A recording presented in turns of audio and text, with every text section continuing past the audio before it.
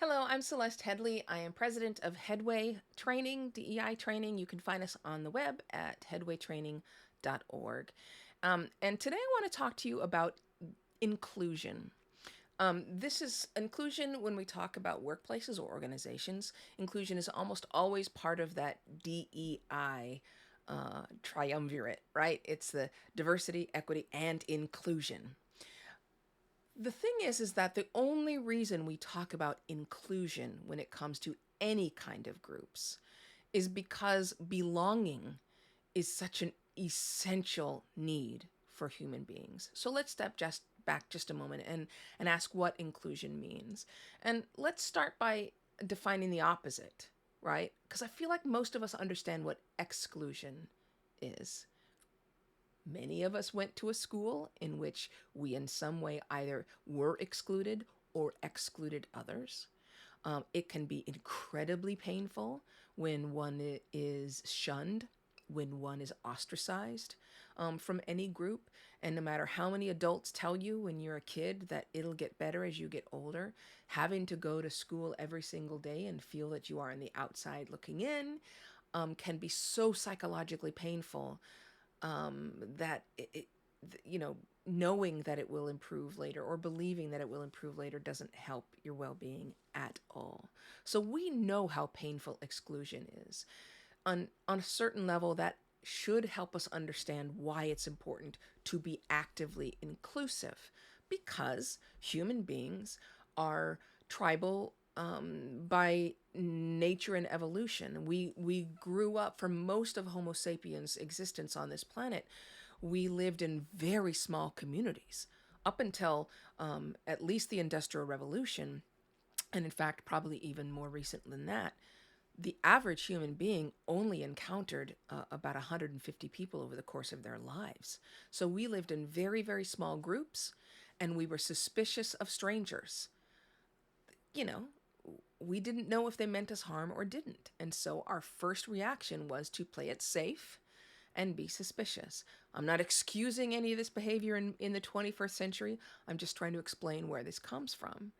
That is why it is so important to be consciously and actively inclusive, because sometimes it is an instinct and reflex to exclude, to be suspicious of that which is different from us. It can be it can feel very natural to assume that if someone does something differently, if they look differently, dress differently, went to a different school, grew up in a different place, use different slang, listen to different music, we can interpret that as a possible threat. And it leads us to either demand that they conform with the majority culture or exclude them. So that's why inclusion is part of DEI, is because regardless of who it is that we are working with, interacting with, in whatever organization or group we're part of, we have to actively think about and consciously include everyone and not give into the instinct to exclude that which is different. Okay, so that's what inclusion is. Now let's move on to why it is so important. In fact, of DEI, I almost feel like inclusion is the most important part. And that goes back to belonging. After Homo sapiens satisfies the need for food, shelter, and safety, once those basic needs are satisfied, the most powerful urge that we have is to belong. In fact, research have said that the need to belong takes precedence over even self-esteem, even your own sense of identity. Your need to belong to a community is even more powerful than that. Belongingness is a fundamental need. Working is not, but belonging is. And we know this because when someone does not feel as though they belong, when someone does not feel included, when they feel excluded, social isolation is devastating to both the human mind and body. Research has shown that having a really rich social life makes you less likely to get cancer, less likely to suffer a heart attack, less likely to contract diabetes. People who belong to a community live longer, they have less stress, less anxiety, they're more likely to say that their lives are meaningful. Whereas loneliness is as bad for you, research says, as smoking a pack of cigarettes a day.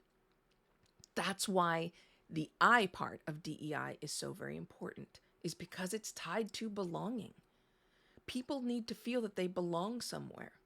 People need to feel as though when they go into work every day, even if they don't agree on things, even if they don't like everybody, because you're not expected to like everybody, they at least belong. That need is primal.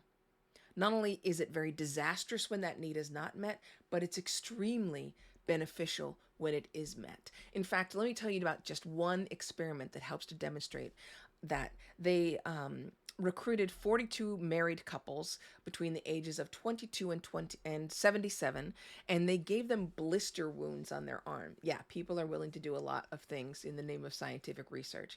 But it turns out that the couples who admitted that there was hostility in their relationships, any hostility in their relationships, took almost twice as long to heal.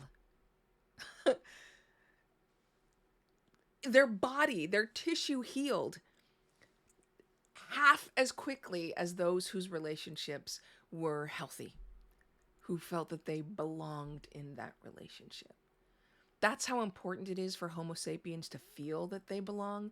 That's why it is so important that when we go into any group, when we're in any organization, workplace or other, we are consciously thinking about how to make that environment inclusive for everyone. Thanks so much. If you want more information about what Headway does, we are at headway.org. Have a good one.